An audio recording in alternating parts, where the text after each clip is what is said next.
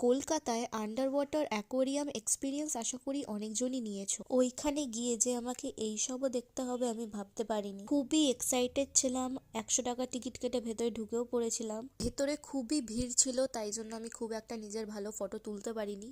হঠাৎ চোখে পড়লো আমার কিছু মাছের দিকে, যারা কিছু মৃত্যুর সাথে লড়াই করছে, কিছু মরে গেছে, আবার কিছু মরে পচেও গেছে। অ্যাকোয়ারিয়াম নোংরা হওয়ার ভয়তে ওনারা ঠিকমতো মাছকে খেতে দিচ্ছে না, কিন্তু সেই অবলা জীবগুলোকে নিয়ে ওনারা বিজনেস করছে। বাহ! বাইরে বেরিয়ে ওনাদের সাথে আমরা কথাও বলেছি, কিন্তু ওনাদের একটাই বক্তব্য যে এক্ষুনি মাছগুলো মরেছে। এক্ষুনি মারা গেলে কি মাছগুলো এইভাবে পচে যায়? সেটা কখনোই সম্ভব নয়। ওনারা ভিডিওটা পোস্ট করতে মানা করছিল, বাট সত্যিটা সবার জানা দরকার, তাই জন্য এই ভিডিওটা বানানো। তোমাদের চোখের সামনে এরকম ভুল কিছু হতে দেখলে নিশ্চয়ই কমপ্লেন করবে, কারণ একজন কমপ্লেন করলে কিছু হয় না। সবাই মিলে যদি এটা স্টেপ নেয় তাহলেই কিছু হবে। আজকের জন্য বাই, দেখা হচ্ছে নেক্সট ভিডিও।